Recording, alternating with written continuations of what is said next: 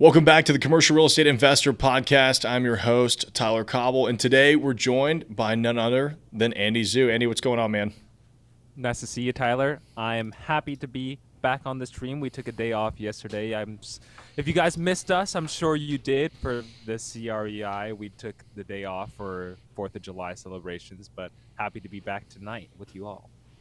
Yeah, absolutely. And I'm excited for tonight's episode because, Andy and I figured we would jump on and just give you guys an update as to where we are with the company, what's been going on for the last few months, and talk about starting a commercial real estate business. How do you get off the ground and running with the investing side of things, right? Because that's what we do here at Hamilton, which is my development and investment company. We acquire real estate, we renovate real estate, we redevelop, we raise a lot of capital from private investors, whether that's friends and family money or it's through accredited investors. I mean, we're constantly raising capital. So short plug, if you're interested in investing in real estate, give us a call. But we figured it would be pretty appropriate to just kind of walk you guys through the first 9 months or so of the company, because we started it back in October. I actually hired Andy in November, December. And since then, gosh, Andy, how many people do we have employed? You've got 5 interns. We've got Joseph. We've got James starting in a week, and we've got Jordan. So, I mean, we've got quite a few. I guess there's 10 of us now, which is kind of crazy to think about. And we're actively looking to hire even more for the company. I mean, that's kind of Andy's new role, is moving into hiring and getting the right people on the bus. I mean, plug as well. If anyone is looking to potentially look for a new career, we can talk about this a little bit more at the end, Tyler, but we're actively hiring right now. So feel free to reach out to us. I could actually give you guys a little bit more description about that later on, but that is in the works. Yeah, absolutely. Okay, so let's give a little bit of background real quick on, I guess, me and where we started off, because that'll help give a little bit of context for how we've been able to do what we have done in the last 9 months. So I got started in commercial real estate, if for those of you who don't know me or haven't been following the channel for a little bit, back in October of 2013. And started off as the in-house leasing agent for a commercial real estate development company that was doing office, retail, industrial, multifamily. We were doing single-family customs, townhouse developments. I mean, you name it, we were doing it. So I got the experience that most brokers don't get. Fast forward to February of 2018, I left, started my own company, which was the Cobble Group. So that is our commercial real estate brokerage. I've got Parasol, which is our commercial property management company. I started that 6 months later, so also in 2018. And then we really started Hamilton, I guess, back in October of 2020, which is kind of crazy considering the absolute madness going on in the world in 2020, but development actually very much so picked up in Nashville. The majority of the projects that we were working on at the brokerage were actually developments because they operate on a much longer time horizon than your typical investments, right? They're looking 5 to 7 years out instead of the next 24 to 36 months. So that makes a big difference with your investment criteria. So that's kind of where we got started. And that's when Andy came in. Andy was, I guess, originally an analyst, right?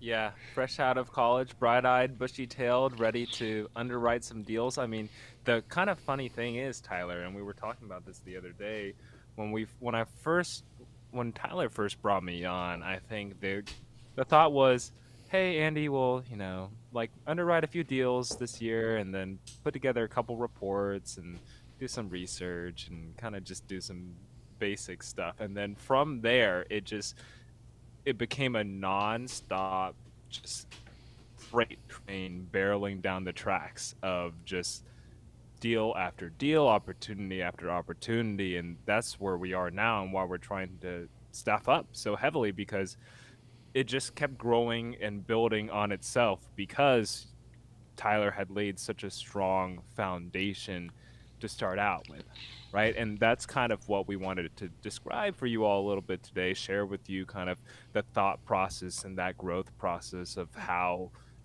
we took it from, Tyler by himself to then 2 people, then to, 10 by the end of the year, who knows, right? So that's what we're here to talk about today. Yeah. So, I think that I get asked all the time, how do you get started in commercial real estate development? And to me, starting off immediately in development almost gives you, I guess it puts you at somewhat of a disadvantage because all you know is development, right? And there's nothing wrong with that. I mean, that's the end goal for most people.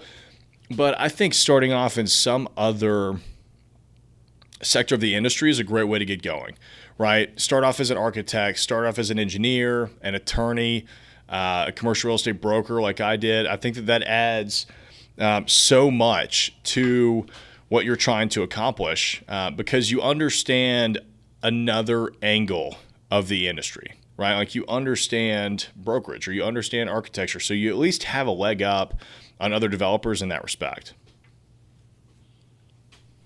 Absolutely, Tyler. And so I guess I got kind of lucky. I kind of skipped the bag, but even I did, residential and my own personal investments beforehand. So, on a very small scale, I learned about it myself as well. So I think in terms of getting started, I absolutely agree. It's good to connect yourself with whatever aspect of the industry that you can. And if development is one of your passions, building stuff and creating cool projects and really trying to impact the community and the neighborhoods around you. I mean, I think that's essentially, as much as for the money is like trying to impact the neighborhoods around us. And that's why we're focused so heavily on East Nashville here, where we're based, right? Because it is very important for us that the community grows.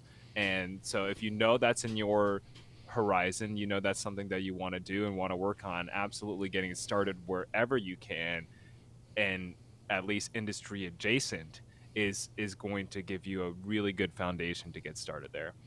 Yeah, I think that's an important point to hit on, and I will talk about that, like kind of picking your niche. But for everybody that's joining us live, if you have any questions on commercial real estate development, on commercial real estate in general, feel free to drop those in the live chat, and I will definitely jump on those.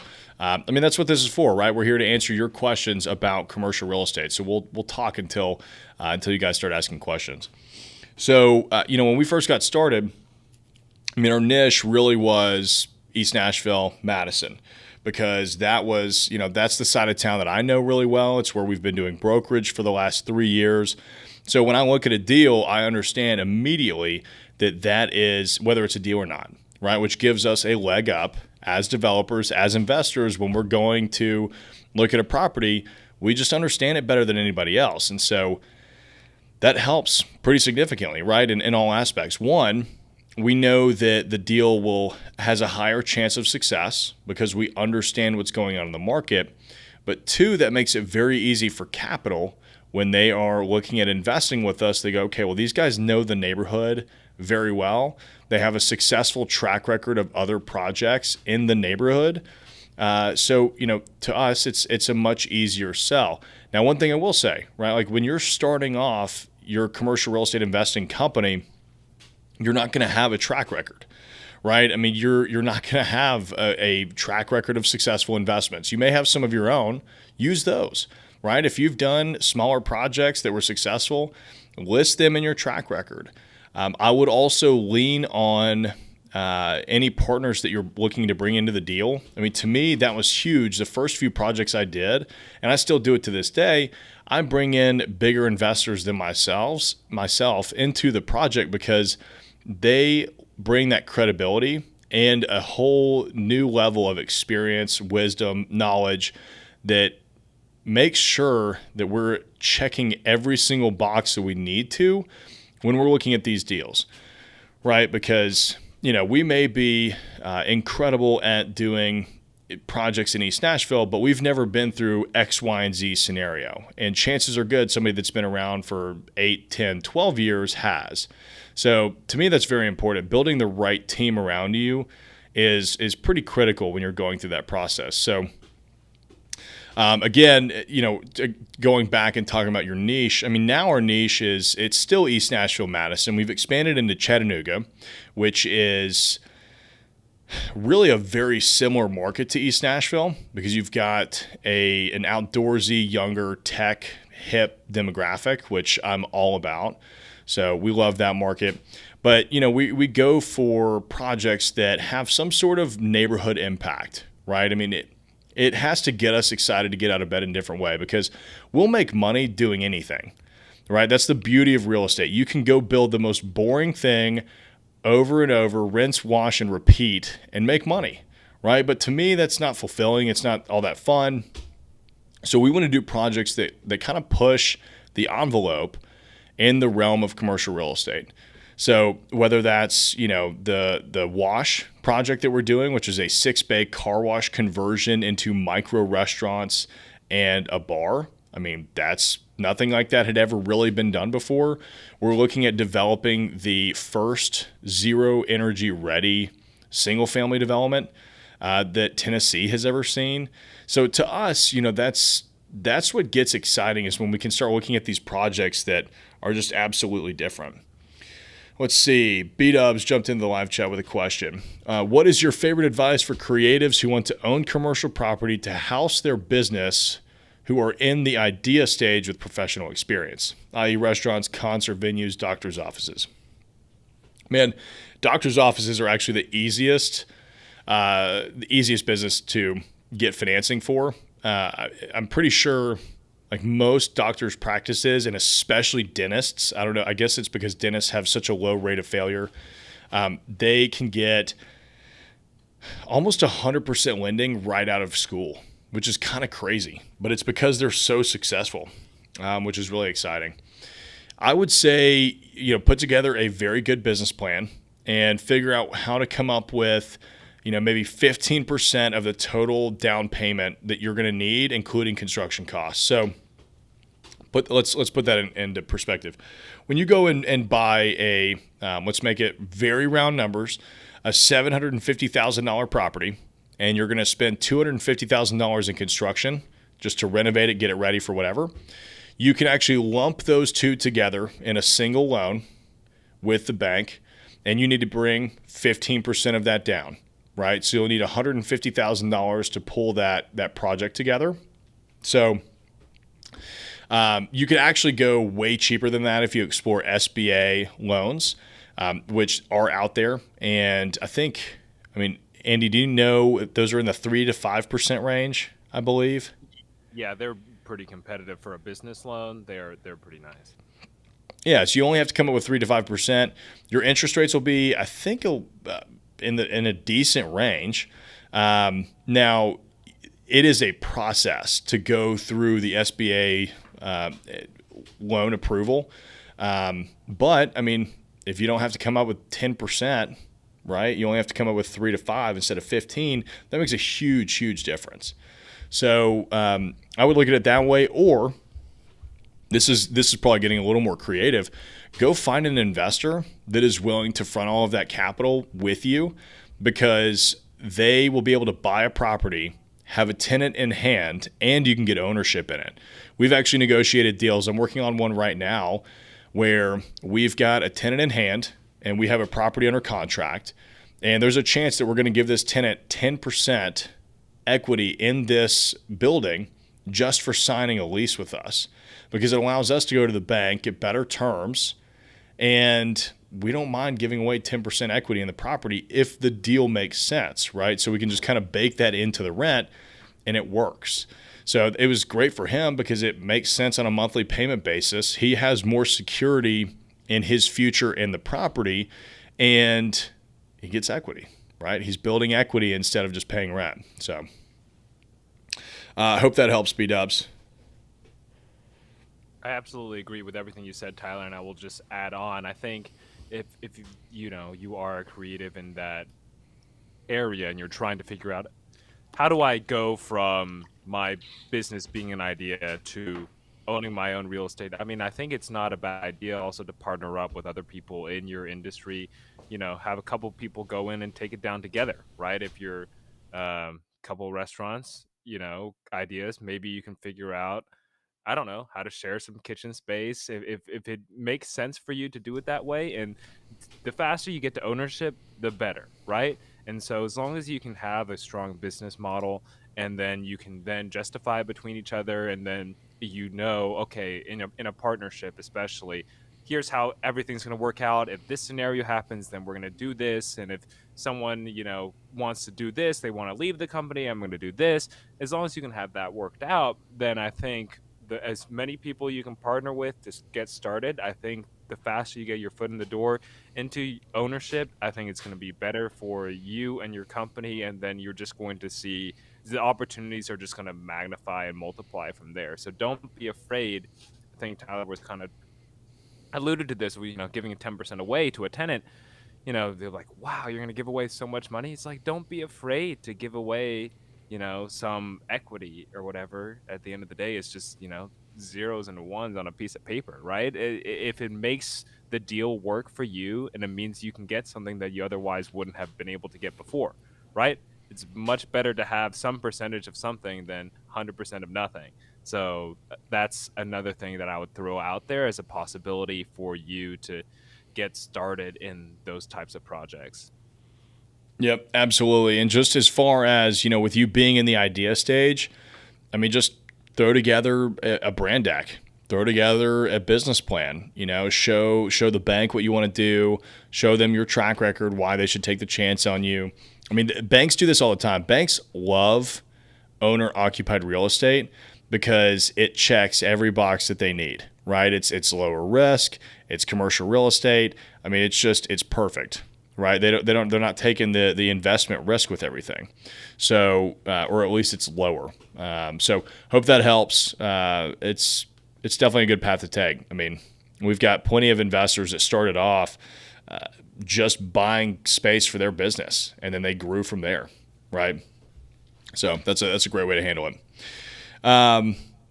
Yeah, I mean, what else do y'all want us to talk about? We can talk about financing. We can talk about raising capital, going through and finding deals. I mean, there's a lot that we can really touch on. I want to make this kind of an active conversation with y'all as the viewers and as the followers, so that we can make sure that we're touching on everything. But let's talk about deal flow. So one of the biggest complaints that we get, or not that we get, but that I hear from other investors is, hey, there's just no deals out there. There's no deals. Can't find a deal. I mean, look, that is, it's just, whenever you hear that, in my opinion, it's people who are not, they're just not looking, right? You're not looking hard enough to find a deal. You've got to turn over every rock, right? So one, we've got the brokerage, right? So I've got my own agents in-house that are helping us find deals, but I also have agents at other brokerages that I have spoken to and said, look, if you bring us a deal, you can represent me. My brokerage doesn't have to be involved. I think it's very important if you're going to have a real estate license, you make that very clear on the front end, because then you'll get access to deals that you may not otherwise get, which is pretty critical, right? You can't just segment yourself away from every brokerage out there to bring you opportunities, because there's no way that your in-house group can call every single seller. I think that's very important. We also send letters to property owners in the area that we're farming. We send those out once. I mean, we haven't sent them out in a little while. We typically send them out we try to touch each property owner in our farming area once a quarter, give or take. We're about to start that back up again. We send handwritten letters and postcards. Makes a big difference. I mean, they get opened. When that address is hand addressed on there, people, they just open it. So you get calls. And then also just being out and networking. I mean, I'm constantly out in the market talking with people, letting them know what we're looking for, because you have to, right? I mean, I make sure that everybody knows exactly what I do. Every person that I meet, it's, hey, do you have any real estate you want to sell? I'm actually buying a hotel from one group. I met with them last week. I ended up getting them to invest in the project that I'm doing, and I asked them if they had any other properties they want to sell. Well, because I asked that question, now we're looking at another project out in, further south of Nashville. So, you've got to just kind of stay on that game and make sure that everybody always knows what you do. That's the beauty of social media. I mean, look, y'all are watching me on YouTube. I'm telling you, hey, we're actively looking for more real estate. We're actively looking to raise capital. We're actively looking to hire more people for the company. And because of that, I guarantee you we'll get at least one email from somebody wanting to fulfill one of those three things. So, which is exciting, right? It makes my life that much easier. So just be out there, make sure that people know who you are, and that you're constantly staying in touch with everybody. I mean, that's the best thing that we do to turn up deals. I mean, Andy, do you have any other suggestions there? Yeah, I would just go ahead and add on to that. Not necessarily of finding more deals, Tyler, because again, the moral of the story is that in real estate and really in life, other people have what you want. Yeah. Other people will have the money, or they'll have the deals, or they'll have, whatever it is possibly that you could want. It's going to be with other people. Somehow, other people are going to be involved. You cannot do this game by yourself. So, in that case, the best way to find more deals is to talk to more people, period, end of story. And then the question is just how to talk to more people. But if you kind of keep it simple and really just understand the fundamental philosophy, it's just like the more people who know what I'm doing, the more people I talk to, the better it's going to be for me.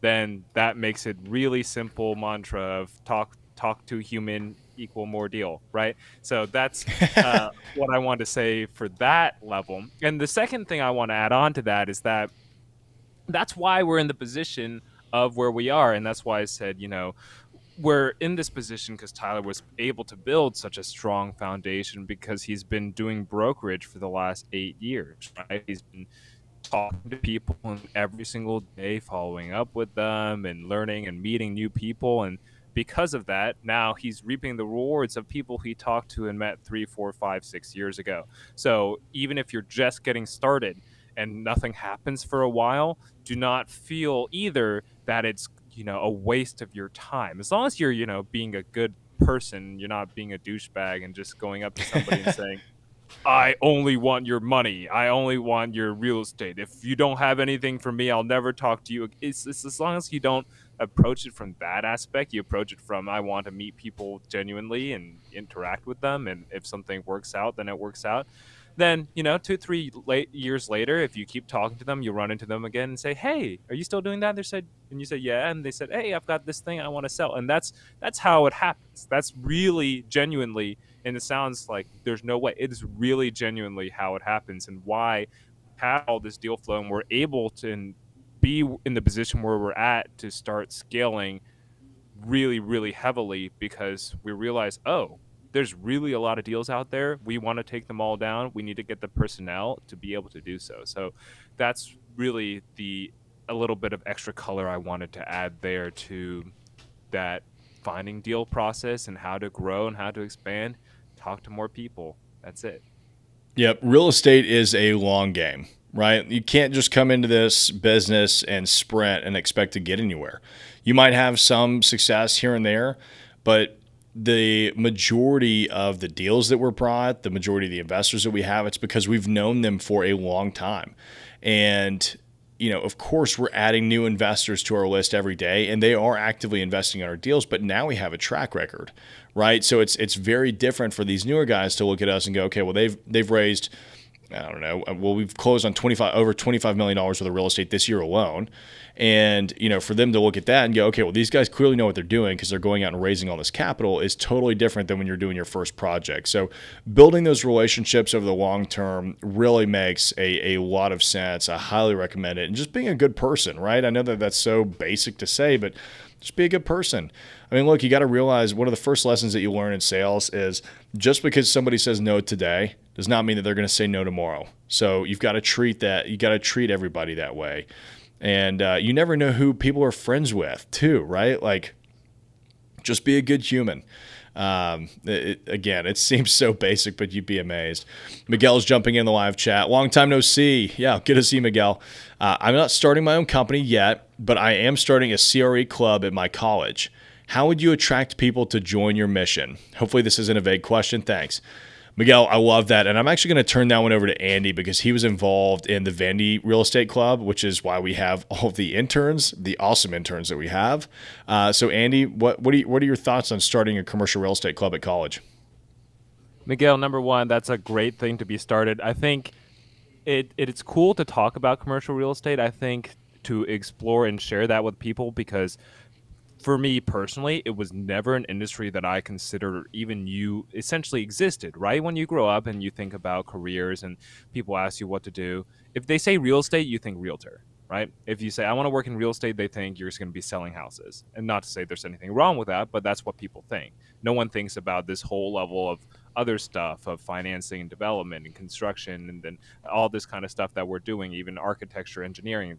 No one thinks about that, right? So to explore that and to show that as an opportunity, people, number one, is really awesome that you're willing to do that and that you're sitting here wanting to learn about it as well, watching this video. The second thing I would say is I want to email me because, and I think you can find my email on our website. It's andy@investwithhamilton.com. I was friends with the guys who founded the Vandy Real Estate Club, and they started the Collegiate Real Estate Network, CREN, and they're essentially trying to link all of the real estate clubs like nationwide in college in order so that people have background support. And they put out, for example, they put out a free essentially course that they put together last year from different resources online and made exercises for people to learn underwriting 101, learn underwriting, and I did worked on it, right? So that is a really invaluable tool. And so if you're trying to start one at your own, email me and I'll see if I can't get you connected to the founders of that group, because I think that would be the best people to talk to about how to get it started at your place. Yeah, I love that. Cool. Well, as I said earlier, if you're jumping in the live chat, let us know, or if you're jumping on the live stream, let us know your questions in the live chat. We're happy to cover any aspect of commercial real estate or development or starting your own company, whatever. We can dive into that as well. So with regards to financing, I mean, financing is it's always more difficult than people make it seem. And it always takes longer. Like those are probably the two biggest takeaways that I have of going through the financing process. I mean, look, as a broker, you're dealing with the investment side of things. You're doing some underwriting, but you don't really necessarily deal with the banks. You know, banks, we put together now, Andy and his team put together entire presentations solely for the lenders because that's how important that is. I cannot emphasize enough that the lender is your biggest partner in the deal. Right? So treat them as such. I go and pick up our lenders. I'll drive them to the property. I walk them through everything that's going on there because I need them to fully understand what we're doing, because your loan originator is going to be going before committee and pitching your project, right? They are actually selling your project to the bank. So the more ammo that you can give them, the better they understand the project, the more comfortable they are with you, the better chances you have going out and successfully financing that deal. Now, so like I said, get them involved as early on as possible because it always takes longer, especially right now. I don't know what it is. Appraisals are taking forever. Somebody just told me that their lender said it's going to take 5 weeks to get an appraisal back. I told them they need to pick a different lender. So that sounds crazy to me, but lenders don't really have any say over how long appraisals are taking. It's just how crazy the national market is. When you're going through the financing side of things, Andy, as from the underwriting perspective, what do you like to make sure that lenders understand?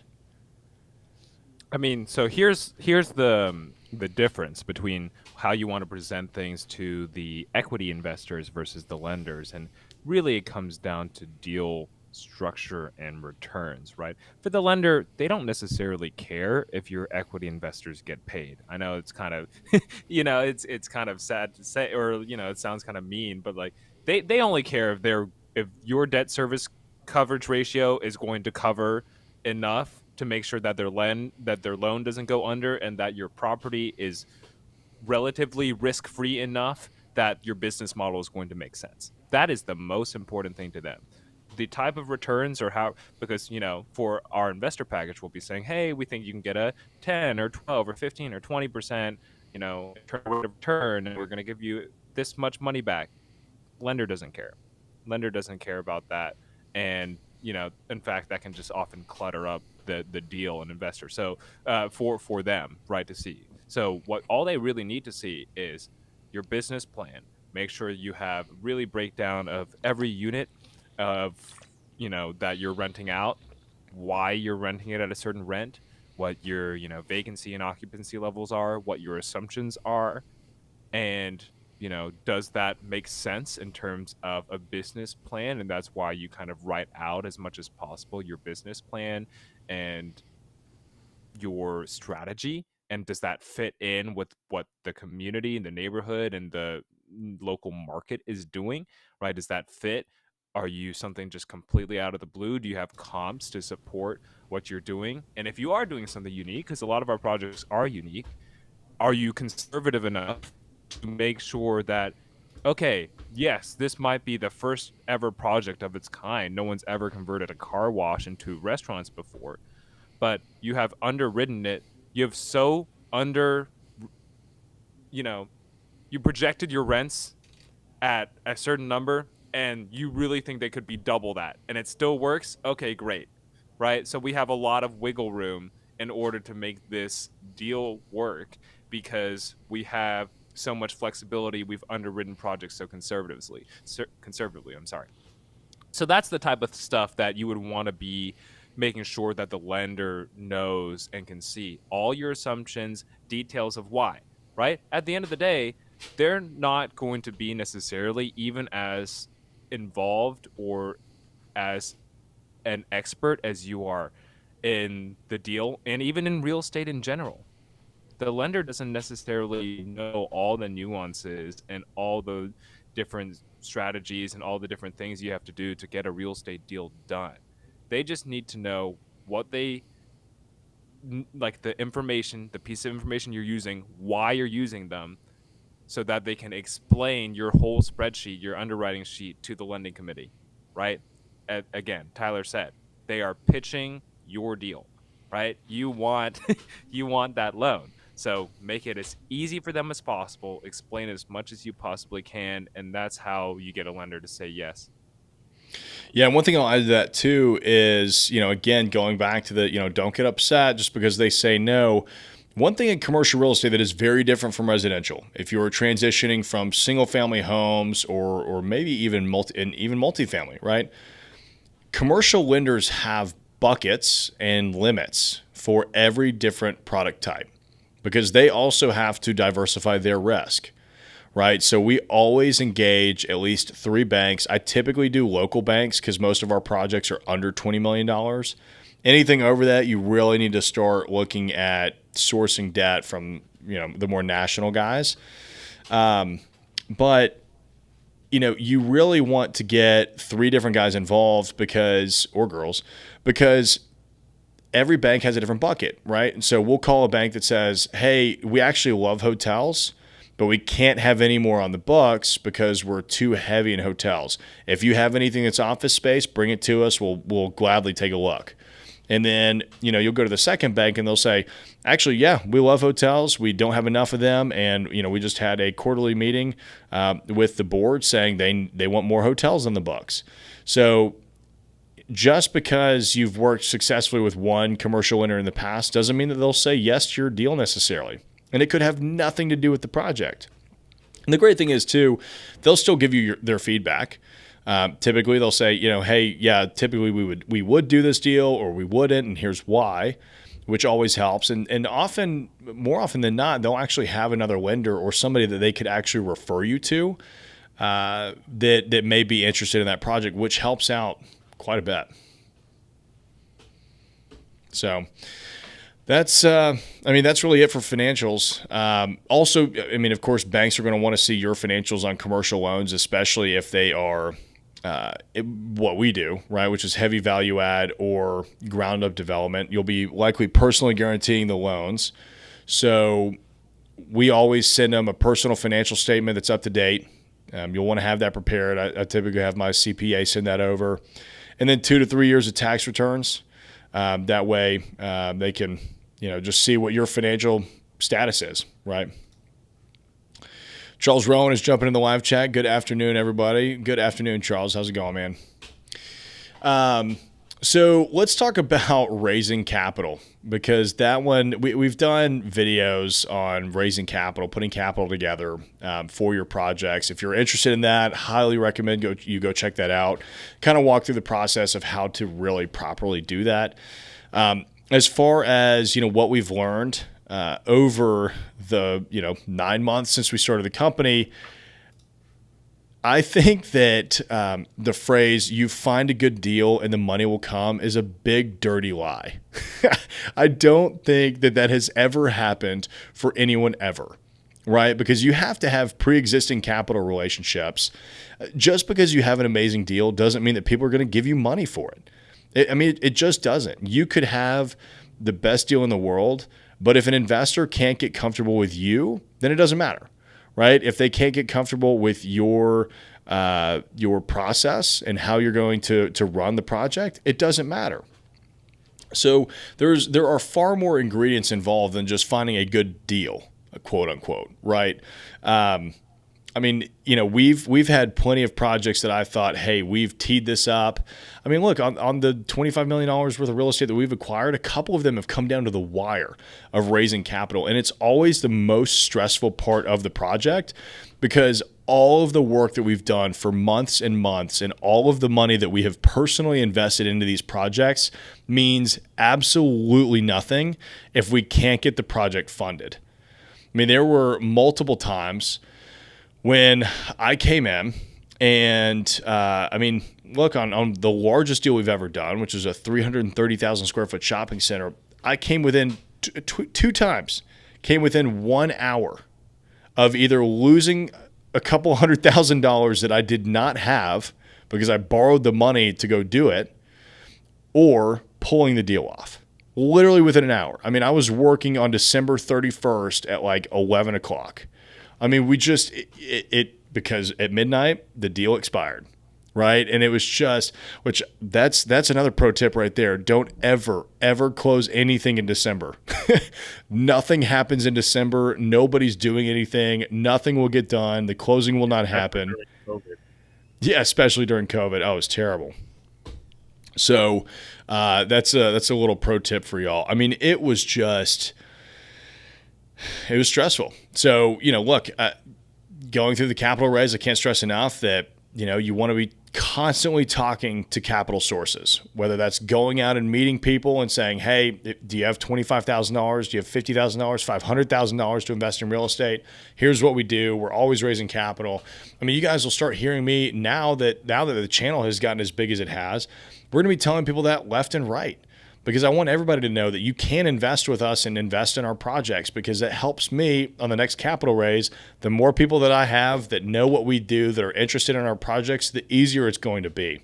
I mean, I've got buddies that have been doing real estate for 30, 40 years now that can raise $15 million overnight. It's amazing. But it's because they have this long-standing, absolutely positive track record, and they've made all of the contacts and just have the right people to call. And it's the long game, right? You can't come in here and just expect to raise $15 million on your first project. It's tough. So that's one thing that I would just want to reiterate with you all. I mean, when it comes to raising capital, it's not a walk in the park that everybody thinks. Your deals are usually not as good as you think they are too. Very rarely do we come across deals where we're like, that somebody brings us that we're like, this is actually a screaming deal. Usually it's not. Usually there's something that's completely messed. So, that also shows you, and I want Andy to talk about this here in a minute, but properly analyzing and researching the project to make sure that you are underwriting it correctly. But first, Charles is asking a couple of questions. Let's jump on these. Let's see his first one. How do you protect yourself from the lender or someone else copying or stealing your deal? Put it under contract. Nobody can do anything if you have it under contract. That's really the best and pretty much only way that you can protect it, unless you don't tell anybody the address or anything, which at that point it's not going to matter, right? I mean, a lender cannot even give you a quote on the property if they don't even know the address. Oh, this next one's a follow-up. Would you change the name of the property? Would you have them sign an NDA? I wouldn't do either of those. Honestly, I mean, if you don't have the property under contract, there's nothing worth working on. I was dealing with a group earlier today that's putting together a plan for this site, and I asked them if they had it under contract, and the answer was no. And I said, look, there's no point in spending all this time, all this energy, all this money to potentially plan a deal that will never happen because you don't even control it, right? I mean, think about that. I won't disclose any names, but earlier this year, we were working with a client that we found the one building in Nashville that worked for them. I mean, I'm not even kidding you, the one building, because it was such a specific use, and there's no inventory in Nashville, right? So we found one building, and I said, guys, we need to put this under contract right now, because the chances of our finding anything else that remotely fits you, anything like this, that chance is very, very slim. And they said, no, it's been sitting on the market for a year.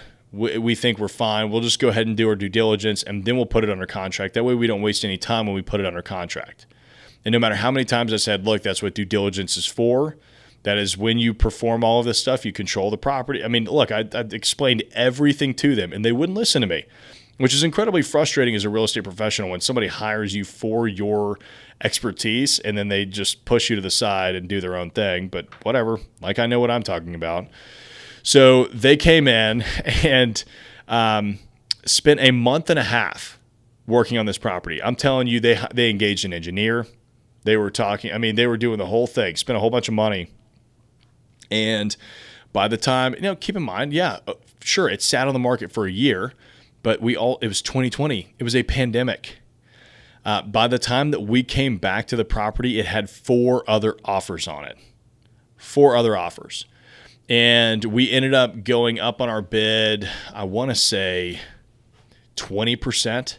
Like we went 20% over our original offer, which is a lot, right? I think we offered like a little over $2 million. We ended up coming up to 2.5 or 2.6. So it was a pretty significant increase, and they lost it. They still didn't get the property.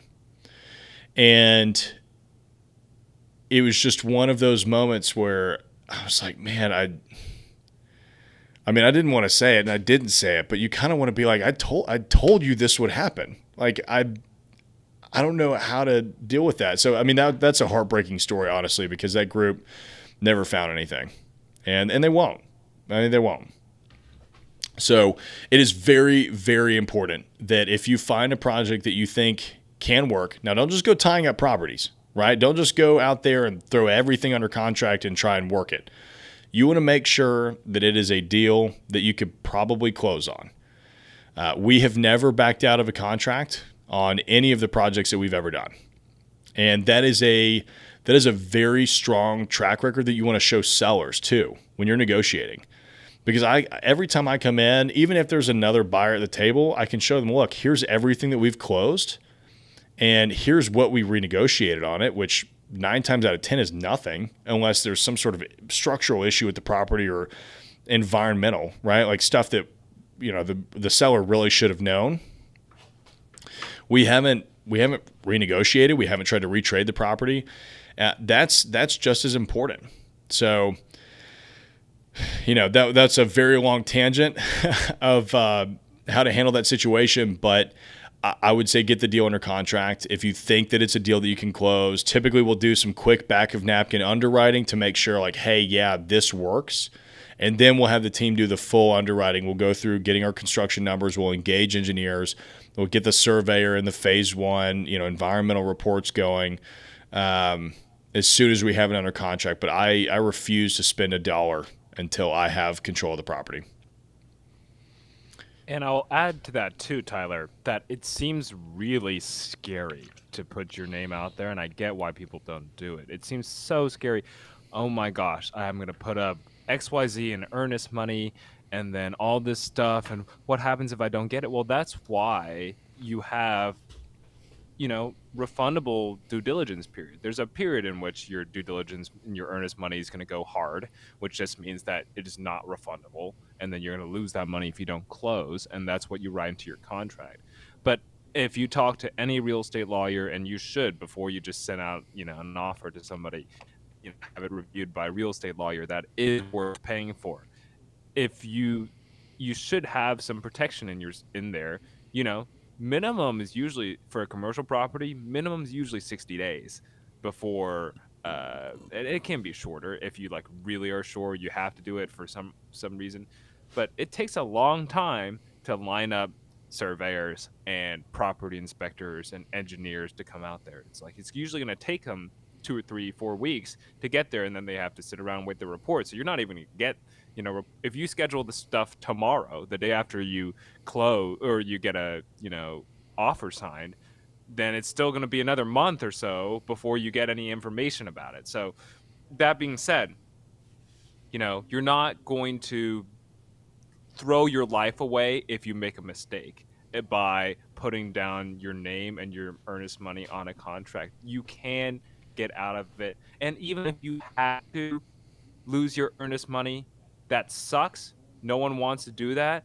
But again, it's not like you're going to be forced to buy a $5 million building or otherwise you're dead, right? It's, that is the worst case scenario, is that you lose your earnest money. But even that is extremely unlikely. Usually the worst that will happen is that you will order some tests, a few $1,000s, and then let's say it's just the building is just completely ruined. You're buying a building, or you're buying a piece of land and then there's like 10,000 gas tanks underneath. You're just never going to make it work. Okay, you lost some time, you lost a little bit of money, but you tried, right? And you've got some experience. So it's really the downside. It seems super scary, but it's really a lot smaller than you may be thinking about in your head. Yeah, and look, that's also one of the reasons why deal sponsors make the money that they make, because they're taking an exorbitant amount of risk in order to pull these deals off for their investors, right? Deal sponsors are the general partners. They're the ones who are going out there, finding these deals, putting them together. I mean, we're buying a boutique hotel in East Nashville, or we're buying a hotel and converting it to a boutique hotel, and I'm about $125,000 to $150,000 into that. And we're set to close that at the end of this month.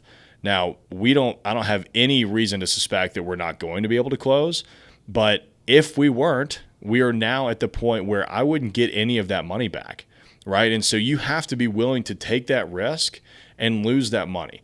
Now, would it hurt to lose that money? Absolutely. I mean, that's a lot of money. Is it the end of the world?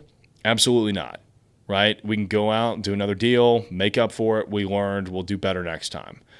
Now, I haven't lost any money doing deals like that. I'm not interested in doing that whatsoever, which is why I have helped put together such an amazing team as what we have. Now we know, like, man, we've got some amazing people on the team that are covering every aspect of the deal so that I can make sure that, I may miss something, but Andy might not miss that, right? James might not miss it, and Jordan might not miss it. So as long as, you're willing to take that risk. That's what it takes to become a deal sponsor. That's, at the end of the day, that's it. You've got to be able to go out there and do the deals. B-Dubs is jumping in. Hypothetically, if I set a meeting to pitch the two of you on a concert venue concept that could scale to the point of a merger and acquisition with a promoter like Live Nation, what would you expect to see from me? So, B-Dubs, what I would say is, as far as a business investment goes, I probably wouldn't be interested, no matter how good it looks.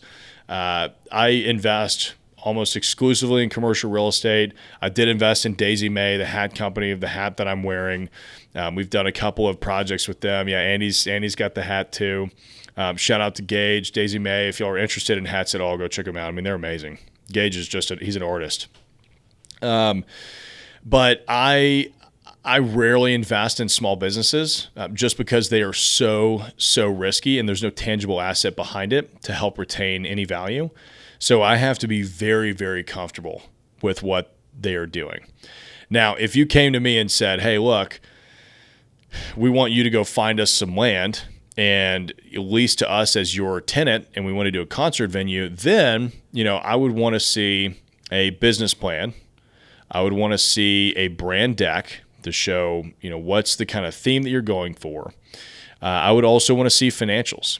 Who on your team is going to help pay for this, and who is going to guarantee the lease, right? Because that would be a build to suit, right? Which means that we're going to go out and find as a developer, we're going to go out and find the land.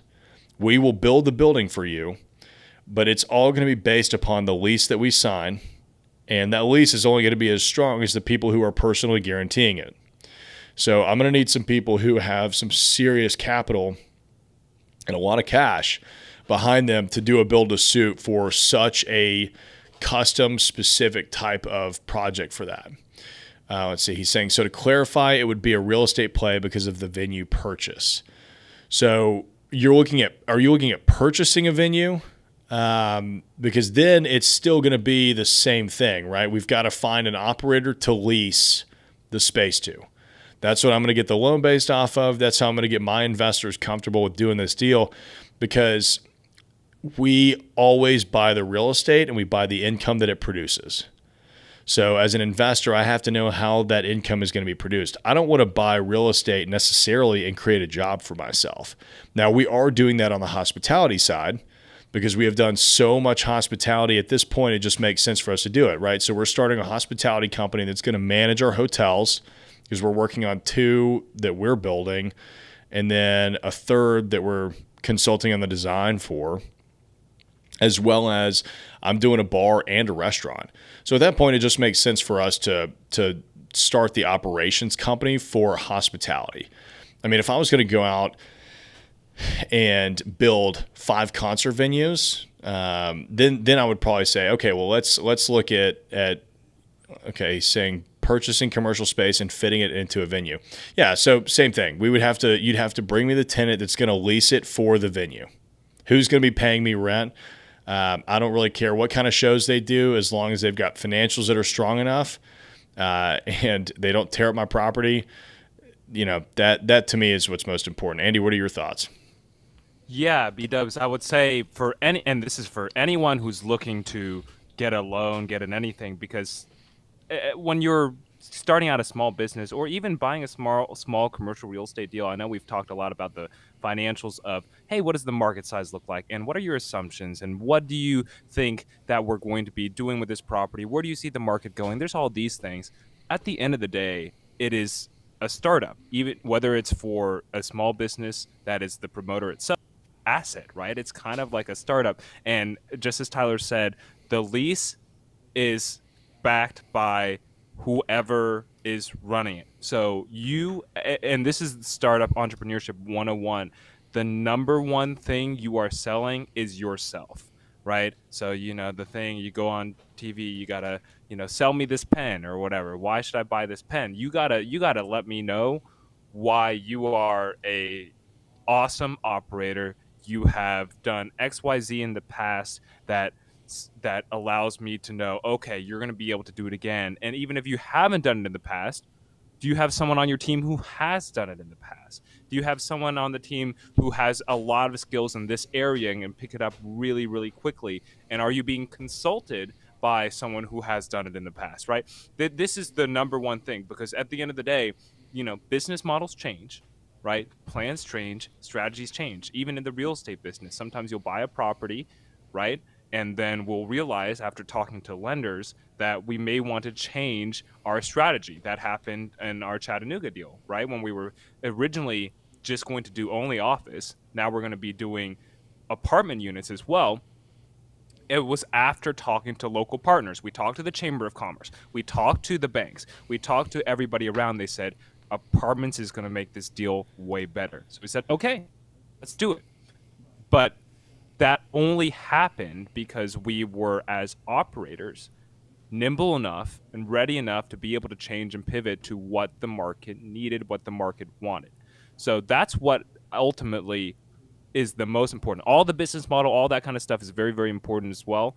But how strong are you? What are your thoughts? What are your experiences? What are your values? Who are you trying to be? What are you trying to go? What are you trying to see? That is what we need to see as like an investor. That's what the bank wants to see. That's what everybody wants to see. So that would be honestly my greatest focus is on putting a deck together that can really sell both yourself and the concept.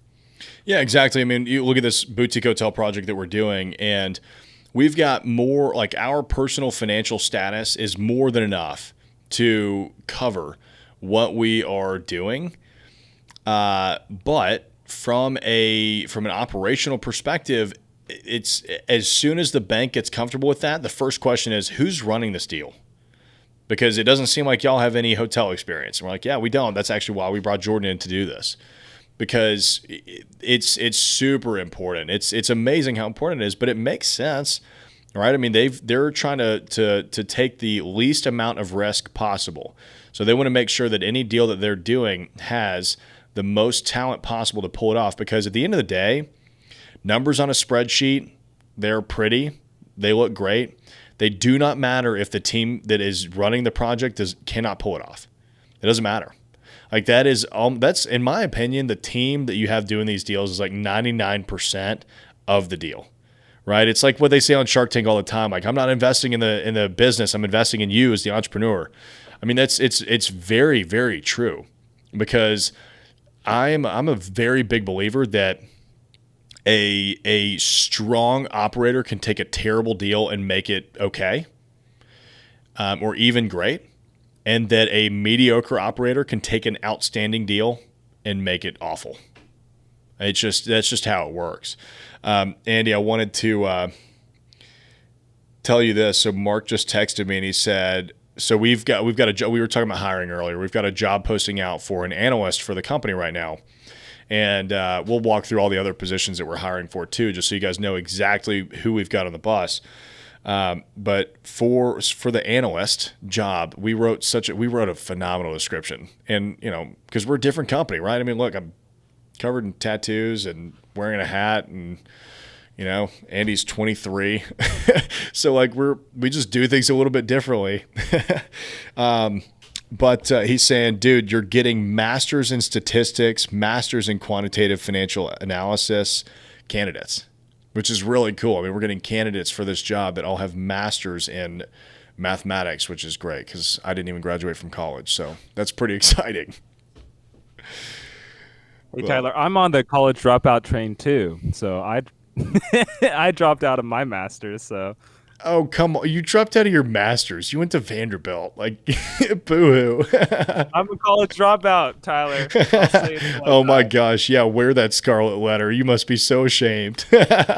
No, that's a pride point for me. I know. That's hilarious. B-Dubs is saying, thank you for the detailed insight. That gives me great direction. Absolutely, man. Anytime. I hope that helps. Seriously. I mean, it really does come down to the team, and whoever's signing on that line, how are they backing it up? Right. It's just like what we tell everybody when we're talking about our single tenant net investments. Like, you're buying the lease and the income that it produces.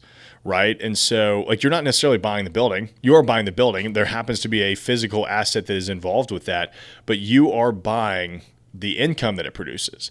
And that income is only as stable as the individual or corporation guaranteeing it is. Right. I mean, if I went out and bought a Macy's single tenant, I mean, who knows if I would ever get that money, right? And so to me, you'd have to get a much higher cap rate on that, because it would be a much riskier. Let's talk about everybody else that we are, like all the positions that we have on the bus. So like, look, when we first started off, it was me. I mean, I'm running, mostly business. I mean, well, back in the day, I was doing everything. Right. It was me. And then I brought Andy on and we were doing, kind of some stuff. But now with the 10 people that we have on board, and we're looking to hire 5 or 10 more this year. So I'm focused on business development and raising capital. Right. So of course I'm involved in the higher level types of deals. Right. I mean, I'm coming up with the strategies, finding the projects, figuring out what we're going to be doing with this site, right?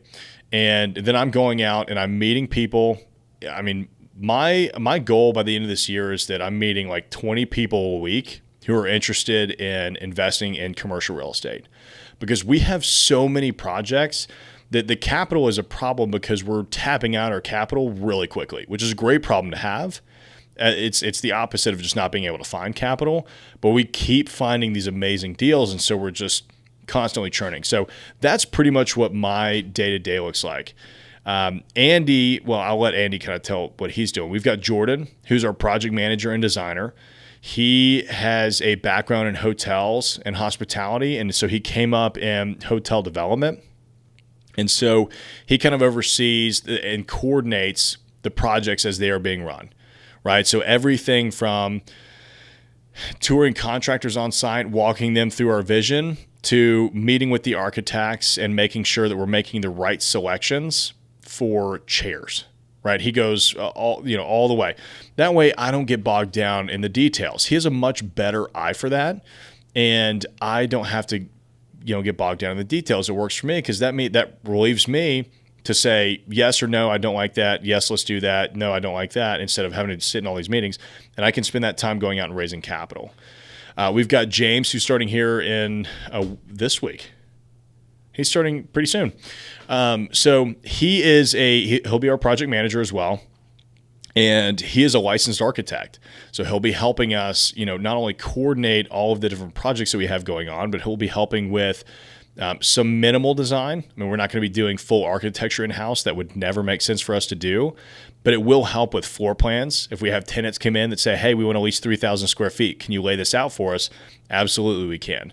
Can you do, it'll allow us to do as-builts, so that as we're planning these projects, then we can know exactly the square footages of everything. That's one thing that people don't do, is measure the square footages of the buildings that they're buying. And when you don't do that, you end up underwriting a project that doesn't actually exist. Yeah, I did that with my house. Yeah, I was going to say, Andy's nodding his head because he's been there. He's been there, done that. Then we've got Joseph. Joseph was Andy's first hire. So Andy's hidden talent, apparently, that we just figured out this past week is finding other people and helping them get on the bus, because he's really good at hiring. So Andy met Joseph at Vanderbilt, and Joseph is our analyst. I mean, he helps us underwrite all of these deals with Andy, and then they'll, of course, meet with me, and we'll talk about all the numbers to make sure everything makes sense. But Joseph builds all of our models from scratch, because he is just a wizard when it comes to Excel. So, and you have to have that, in my opinion. Once you get to this level where you are raising not quite institutional level capital, but you're getting up there, I mean, they want to make sure that you have taken into account everything, right? And I'm not going to even start to pretend like I understand all of the formulas that are going on in those spreadsheets, but I do understand what the numbers are and what they need to be. And Joseph helps make that happen. So Andy, I'll let you kind of talk about what you do, and then introduce the interns and kind of what you have them working on. Absolutely, Tyler. So yeah, I mean, essentially I came on doing what Joseph is doing now, running the underwriting for the deals, making sure that our deals looked right and we have good projections into the future.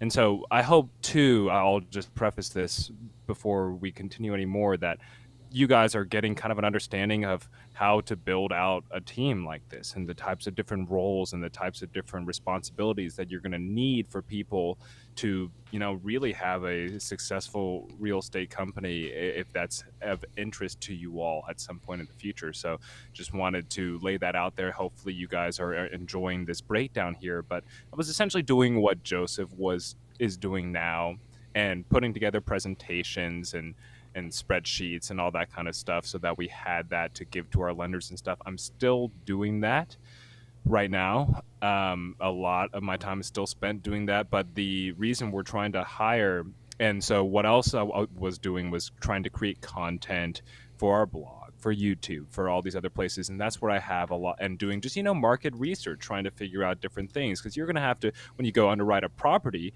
you're going to want to see, hey, what are all the other developments going on nearby? Are we going to have more competition? Is that competition actually going to be good? Because it's going to give us a new set of comps that we can compare our property towards, and then we can actually make it a better project. It's not actually competition, it actually helps us. And does this retail project that's going here, is it going to help our multifamily? And if we're a retail project, is more multifamily going up going to help our project? So it's all those kind of things you want to know, and you want to know all the different zoning codes and all that kind of stuff. And I frankly don't have time to sit down and go have a deep dive into all that stuff anymore. When I first started, I read Nashville's zoning code probably front to back 3 or 4 times, and I would recommend, if you want to get started in your city, do that. It will be the most boring period of your life. You will fall asleep and you will hate it. But you will know so much more than probably the majority of people in the real estate professional space, and then you'll be able to know.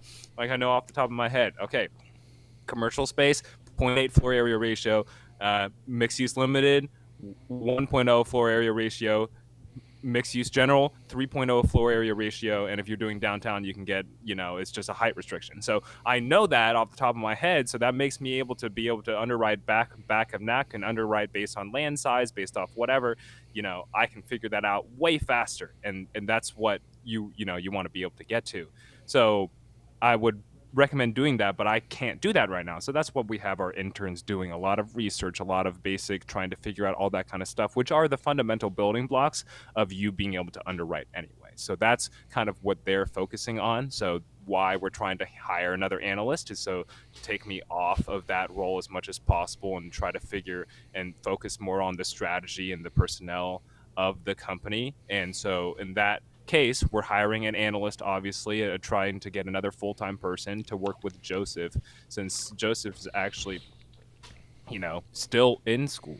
He's doing all this stuff and he's still in school and he's got some classes to finish up still. So it's going to, that's going to affect, as much time as he can dedicate, because he right now is summer break. He can dedicate full 100%. It's not going to be the same when he's back in school, right? And so we're going to need someone to help me with that, and we're also going to try to hire a brand content manager to help work and coordinate kind of all of the stuff we put out here on YouTube, on TikTok, on our blog, in order to help generate research, to essentially kind of proofread and edit a lot of the reports. I have my interns generating a lot of reports. I have so many reports that I've had them write just kind of sitting there waiting to be edited, that I haven't just sat down and taken the time to proofread and edit and and format the right way, because it takes a lot of time to do that. So that's where we're hiring someone to really help manage that and push that out there to help us expand our brand. We're also hiring 2 brokers. We have so much commercial real estate and we're buying so many projects right now that we just need more people to help work on our projects. So we're both hiring someone to do leasing, and we're also hiring someone to do more kind of investment sales, especially in the multifamily arena, and trying to build that out as part of the brokerage brand, because Tyler has pretty exclusively focused on, for good reason, on just the other aspect of commercial, not multifamily, because it is so specialized as compared to the other sectors. But where we are in the company and the deals we're starting to see, and then the opportunities are starting to come in front of us, I think the reason we're trying to expand into that is because we're really genuinely seeing a lot of opportunities there. So it's just starting to make sense to try to bring that in-house. And the last one, Tyler, we have 5. What was the last one? Remind me. Yeah, so we've got the brand manager / content manager. We've got 2 brokers, so the leasing and the investment. We've got the analyst, and then we've got construction manager. That's right. So we're that one's kind of lower on the totem pole right now, just because we have so much going on. But look, if the right person came along and said, "I want to help you start up the construction division of your development company," we're not going to turn that down. We're also going to be hiring a client and investor account manager, somebody that can come in and love on all of our investors, follow up with them when we're going through these capital raises, because I've got, I guess, over 2,000 people on our list now. Well, I don't have time to sit down and call every single person and have a conversation with them to see if they're coming into the deal, but we really need to be doing that, right? And so, for us to start, I want somebody to come in that's going to help us set up dinners and drinks and happy hours and whatever with investors, and send out letters and send out gifts and all that kind of stuff, because we're kind of at that point where now it makes sense. Let's keep our investors fully engaged in what we're doing, because we're constantly raising capital. So, we need to be in that range. Now, that is by no means a complete list of everything that we're going to be hiring, because we're growing so fast. I would imagine we'll be bringing on some more positions in the near future. But if you're interested in that, get a hold of Andy. Email him at andy@investwithhamilton.com. You can also just go to investwithhamilton.com and find us through there, or comment on the YouTube video. I'll gladly get you in touch with us. But yeah, you'll probably have to relocate to Nashville. None of this stuff can be done remotely. So that's part of it. I mean, if you're interested in that. But yeah, so you can see kind of what we're doing with our team, and we're fully building out a team to help us with everything. There's a lot that goes into underwriting and financing and operating these deals, and we want to make sure that no balls get dropped anywhere, because the last thing that you want is to disappoint your investors, right? I mean, that's at the end of the day, like I said earlier, losing money is not fun. I mean, it really hurts, but the last thing that we want to do is disappoint our investors, because that is the only way that we can continue to do the next deal, right? Is if we keep everybody happy and they want to give us their money again. So it's pretty important to keep that in mind. Miguel is saying, you mentioned earlier about interests and more employees. Perfect timing. Could we talk about future internships, summer 2022? I'm learning how to model now and would love to work with you all. Absolutely, Miguel. Get in touch with Andy. We could even talk about you coming on an internship around your classes if you wanted to. I mean, we're working with some of them to do that. So Yeah. I mean, we've always got stuff to do. Want class credit? I'll make it happen. Yeah, absolutely. Andy, is there anything else you want to cover while we're talking about it?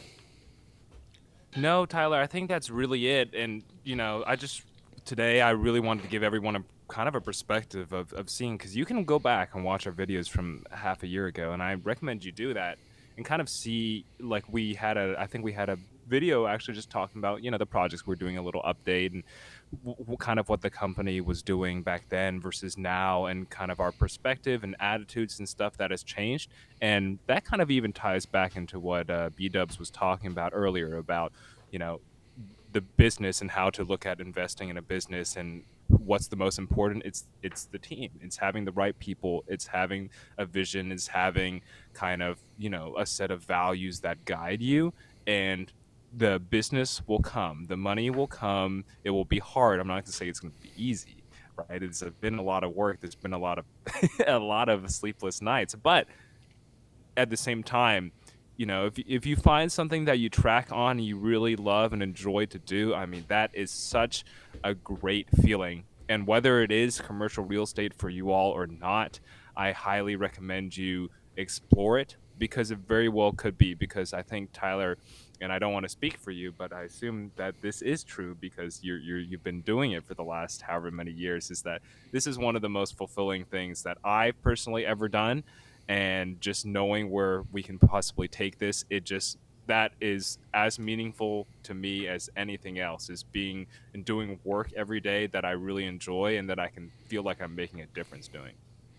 Yeah, it really is fun. I mean, the thing that I love about real estate, like, look, at the end of the day, are we any different from a hedge fund or private equity or anything like that? No, right? Like, we could be just a private equity fund that invests in stocks and bonds and make money, right? I mean, we feel that, of course, real estate can have better returns, which is why, and there's our tax advantages and and leverage, so there's many reasons why we invest in real estate over other asset classes. But you also have an impact on the neighborhood around you, right? Which I think is it's so cool. You think about, I talk about Retrograde Coffee all the damn time because I go there every day. A couple of buddies of mine did that project. It's so much fun. I mean, it's on a corridor that is starting to turn around, that hasn't seen a lot of activity in 50 years. 50 years.